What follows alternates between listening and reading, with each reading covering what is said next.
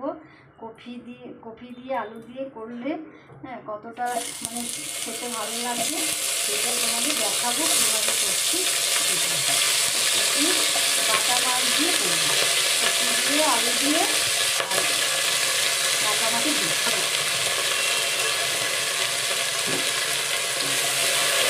হালকা করে আলু ভেজে নিতে হবে, ভেজে নিয়ে তুলে রাখতে হবে, তারপরে মাছ ভাজতে হবে। হয়ে গেল, কপিটা তুলে নিচ্ছি ভাজা ভাজা।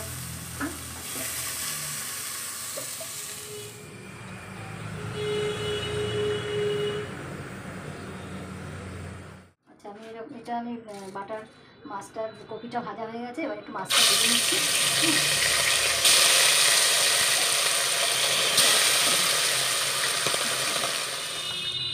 ফুলকপি ভেজে নিয়েছি, মাছ ভেজে নিয়েছি, আলুটা ভাজছি।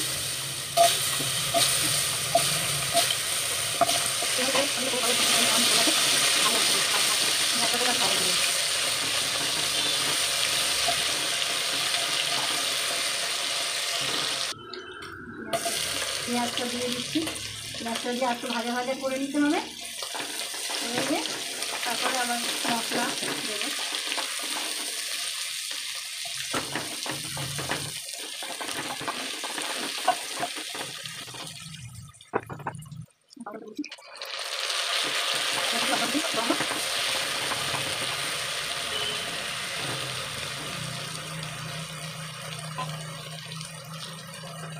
এর মধ্যে কাঁচা লঙ্কা, আদা, রসুন বেটে রেখে দিয়েছিলাম।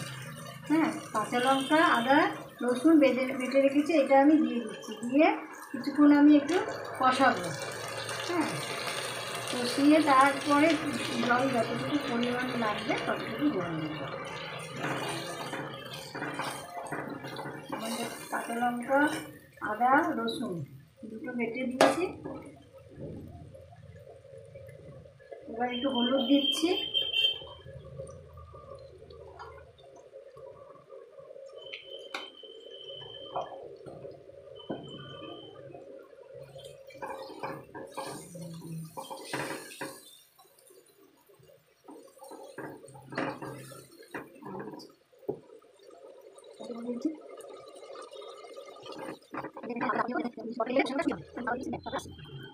আমি এবার একটুখানি খুলে দেখে নিচ্ছি জলটা মরে গেছে কিনা। জলটা যথেষ্ট মরে গেছে, আমি এবার ফুলকপিগুলি দিয়ে দেবো।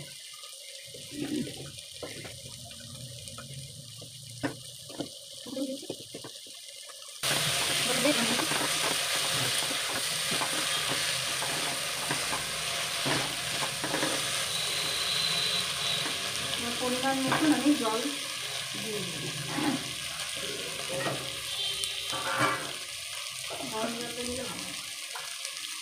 পরিমাণ মতন আমি জল দিয়ে দিচ্ছি, যতটা তোমরা ঝোল খাবে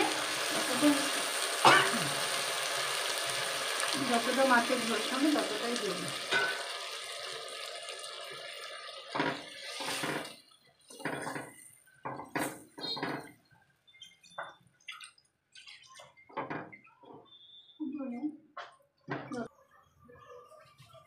আমি এমনি সমস্ত জল বা যা যা লাগে দিয়ে দিয়েছি।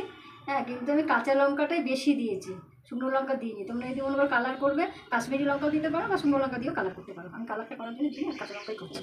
চাপা দিয়ে দিলাম, একটু ফুটে বলে মাছ দিয়ে দেবো। আচ্ছা, এটা হলো গরম মশলা আমি দিয়ে দিচ্ছি।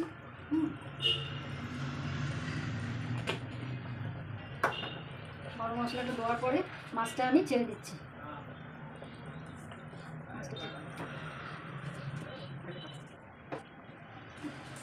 তোমরা এইভাবে ঝোল করে একটু করে এইভাবে মাছের ঝোল করে খেয়ে দেখবে, খুব ভালো লাগে। আর মানে একটা তরকারি হলে একটা ভাজা হলে ভালো হয়, খাওয়া ভালোভাবে খেতে পারে।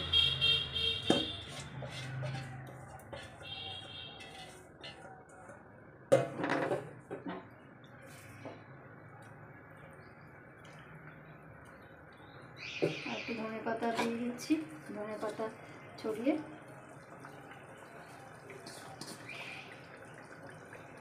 5 মিনিট মতন একটুখানি চাপা দিয়ে একটু সামান্য একটু ফুটতে দেবো, তারপরে নামিয়ে দেবো। তাহলে আমার কাজটা রেডি হয়ে যাবে। এবার একটুখানি চাপা দিয়ে দিচ্ছি, চাপা দিয়ে একটু ফুটিয়ে নেবো, নিয়ে সামান্য একটু ফুটিয়ে নিয়ে নামাবো, আমার রেডি হয়ে যাবে।